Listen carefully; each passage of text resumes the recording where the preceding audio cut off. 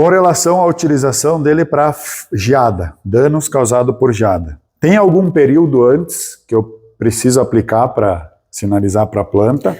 E com relação a outra situação, chuva de granizo. Deu granizo, acertou, quebrou os galhos, feriu o cacho. Quanto tempo depois eu tenho que aplicar? Boa tua pergunta. Vamos começar pela geada. Bom, geada, em primeiro lugar, tem que estar ligado na previsão do tempo. Né? Porque a geada, normalmente, ela acontece, às vezes, está chovendo até o meio do dia, limpa o tempo à tarde e no outro dia vem geada. O ideal para geada é sempre eu colocar o Terrasorb 24 horas no mínimo antes da geada.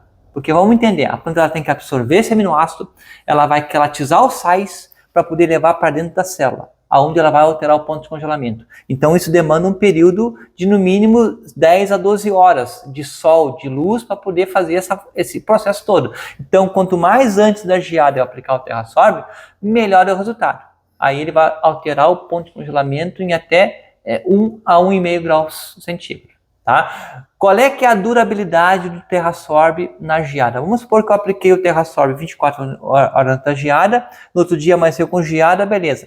E no outro dia dá geada de novo. Então o Terrasorb tem uma garantia de 4 a 5 dias depois que eu apliquei o produto, na prevenção dando uma geada leve, de 1 a 1,5 negativo.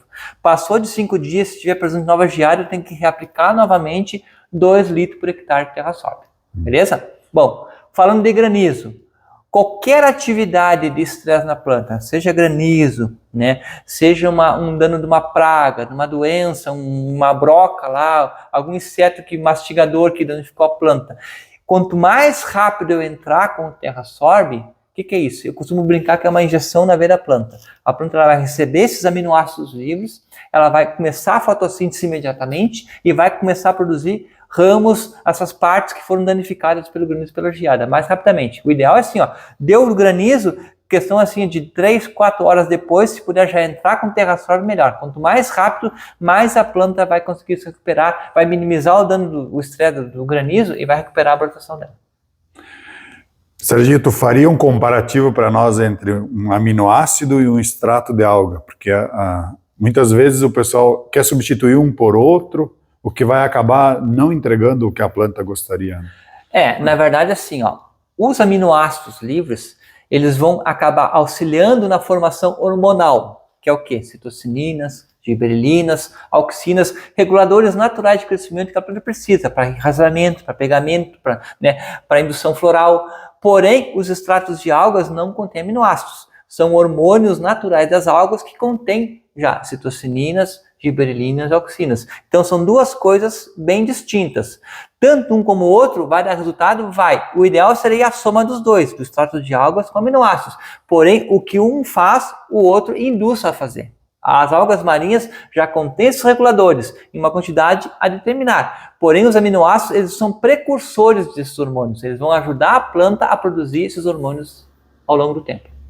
Quando a gente fala em cultura, onde a gente pode utilizar o aminoácido? Pode ser dentro dos diversas, entre folhosas, crucíferas, todas elas aceitam aminoácido? Todas. Qualquer planta, Éder, ela precisa de aminoácido.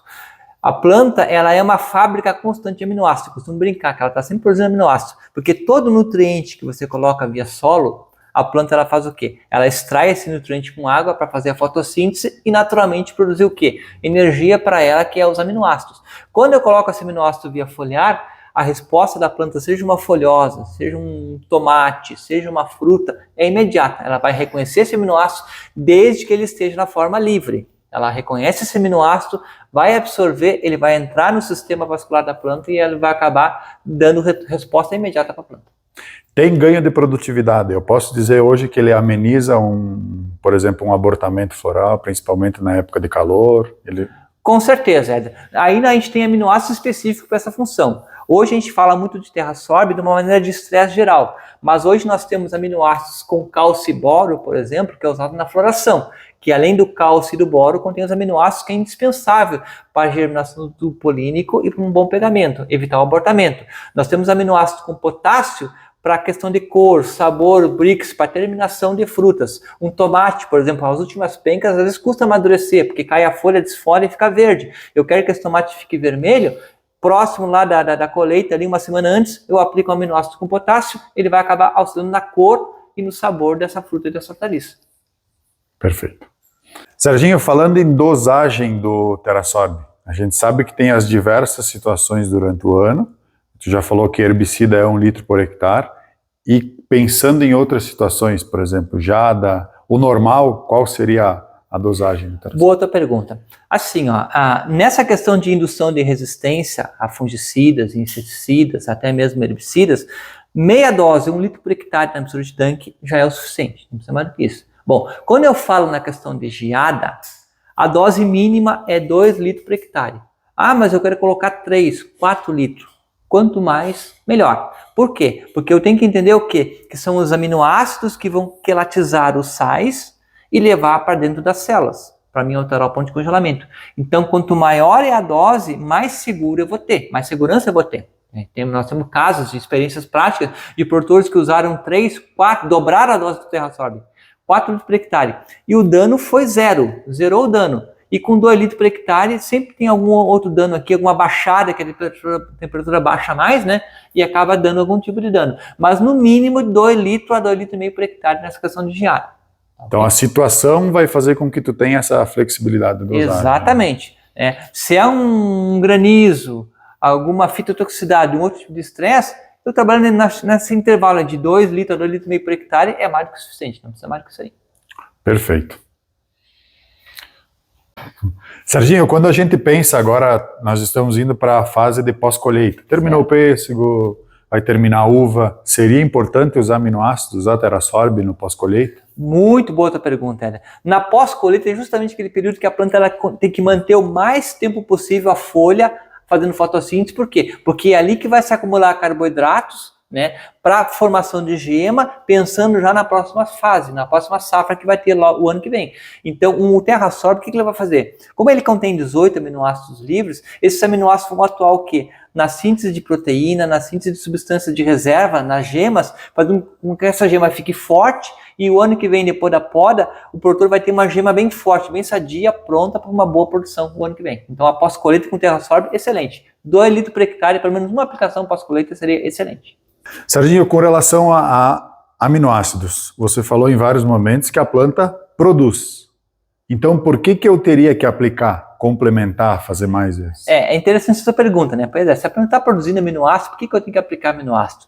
É que toda vez que a planta ela precisa sintetizar um aminoácido ou produzir um aminoácido, ela gasta energia, ela demanda energia que podia ter sido usado para quê? Para formar um hormônio, para formar outra coisa. Então, como ela reconhece esse aminoácido que eu estou aplicando no TerraSorb, que é um aminoácido livre, então ela não vai gastar energia, o aminoácido está pronto, então ela só vai abrir a membrana para esse aminoácido entrar e ir diretamente ao ponto que ele precisa. Sintetizar uma proteína, uma enzima, alguma substância que ela precisa produzir. Então já está pronto, então ela vai ganhar tempo, vamos dizer assim, sabe? E vai poupar energia para produzir esse aminoácido. Perfeito, muito obrigado.